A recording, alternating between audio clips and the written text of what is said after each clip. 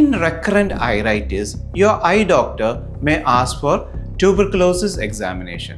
ഇത് കേൾക്കുമ്പോൾ നമ്മൾക്ക് എപ്പോഴും പേടി തോന്നും, എന്തിനാണ് TBയുടെ പരിശോധന നമ്മളിൽ ചെയ്യുന്നതെന്ന്.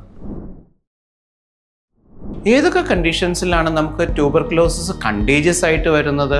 ഒരു ലൻ ഇൻഫെക്റ്റഡ് ട്യൂബർക്ലോസിസ് എന്ന് പറഞ്ഞാൽ പനി, ചുമ, വെയിറ്റ് ലോസ് ഇത്തരത്തിലുള്ള കണ്ടീഷൻ ഉള്ള അവസ്ഥകളിലെ ട്യൂബർക്ലോസിസ് ആണ് കണ്ടേജിയസ് ആയിട്ട് വരുന്നത്.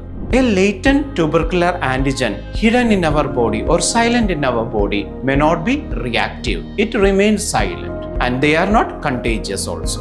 അപ്പോൾ ഇത്തരത്തിലുള്ള ഒരു അവസ്ഥയിൽ നമ്മളോട് ഒരു ഡോക്ടർ നമ്മളുടെ ട്യൂബർക്കുലർ എക്സാമിനേഷൻ ചെയ്യാൻ പറഞ്ഞു കഴിഞ്ഞാൽ നമ്മൾ ഭയപ്പെടേണ്ട ആവശ്യമില്ല. തികച്ചും അതിൻ്റെ നോൺ റെസ്പോൺസീവ് ലേറ്റന്റ് ട്യൂബർക്കുലർ ആൻറ്റിജന് ആക്റ്റീവ് ഫേസ് ഉണ്ടോ എന്നറിയാൻ വേണ്ടി മാത്രമാണ് പരിശോധിക്കപ്പെടുന്നത്. Along with your many other tests in the inflammatory conditions like iritis or scleritis, your eye doctor may ask for various tests including tuberculosis.